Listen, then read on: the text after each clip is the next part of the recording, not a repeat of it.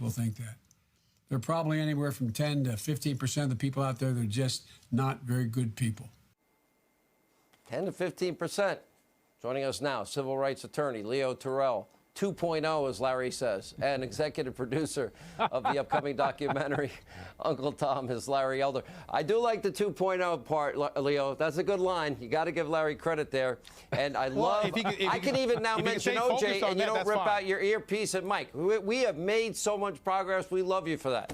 All right. Well, listen, I'm going to be consistent on this because as a civil rights attorney, Joe Biden talks one game and does another. He claims he wants to unite the country. Well, he just threw out 15% that they're not good people. Well, Mr. Biden, I'm part of that 15% and proud of it. Then he further divides the country by claiming that if you don't vote Democrat, you ain't black.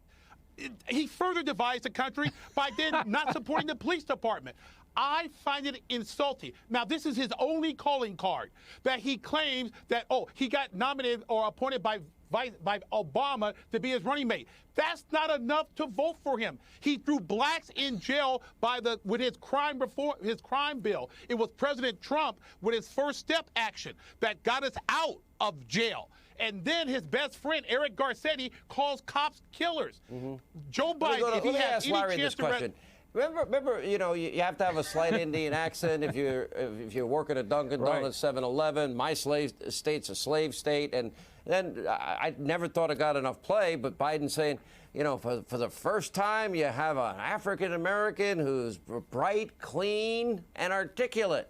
A storybook, man, about comments about Barack Obama. I'm like, what the hell is that? And don't forget when he was giving a speech criticizing Mitt Romney for not wanting to regulate Wall Street more, he said to an audience with a bunch of blacks, he wants to unchain Wall Street, want to put y'all back in chains. Don't forget that one. Look, the 10 to 15% is not as bad as Hillary. Hillary said half of Donald Trump's supporters could be put in the basket of deplorables. So if half the country voted for Trump, and she's talking about half of that, that's 25%.